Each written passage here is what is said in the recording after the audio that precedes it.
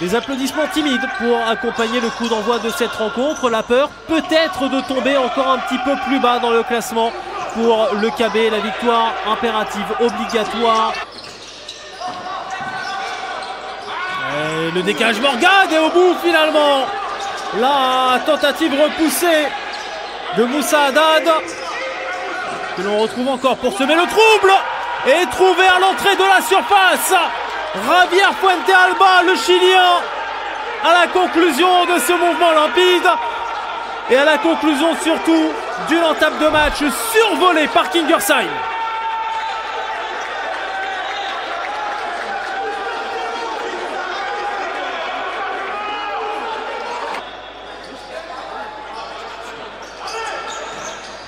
C'est la combinaison qui est choisie. Le public lui avait demandé de marquer. Maintenant, il s'exécute. Mathieu Hamad, 10e réalisation de la saison. Contexte compliqué, contexte bouillant au KB. Mais la réponse dès le retour des vestiaires. 49 secondes auront suffi. Un but partout.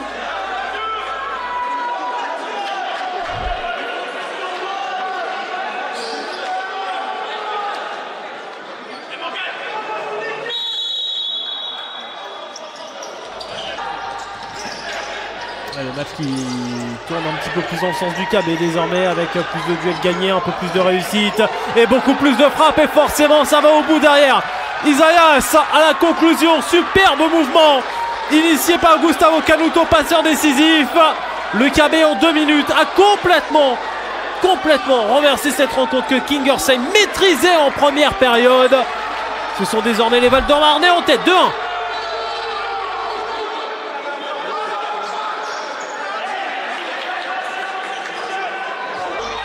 Bilal Azouz et le ballon qui revient encore inlassablement, et la conclusion devait arriver comme celle-ci.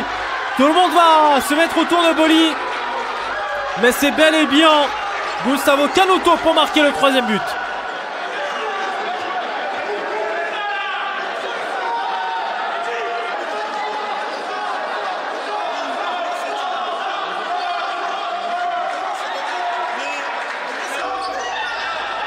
Attention de ne pas connaître la 5e faute du côté de Kingersheim, on le sent aussi.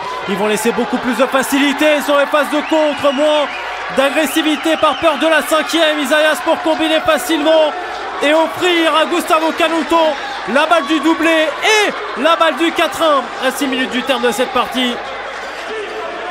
Kingersheim survolait les débats en première période, mais sombre dans cette seconde période.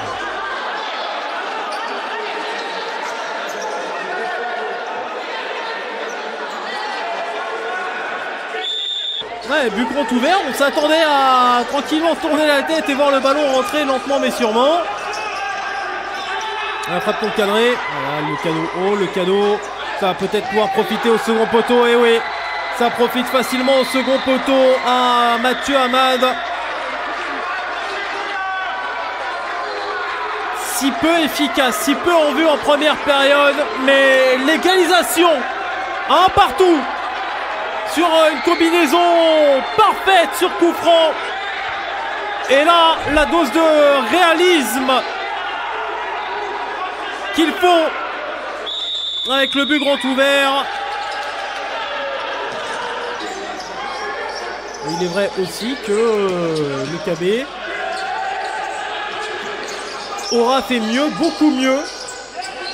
Et s'est facilité la tâche avec un début de seconde période absolument parfait. Ça peut même être encore plus salé à la fin pour Kingersheim. En 2 temps, le triplé pour Gustavo Canuto. Le triplé n'est pas pour Mathieu Hamad, qui sera quand même vraisemblablement à 11 réalisations à la fin de cette journée. Mais que c'est lourd. Que c'est lourd pour Kingersheim, qui méritait quand même tout autre chose aujourd'hui.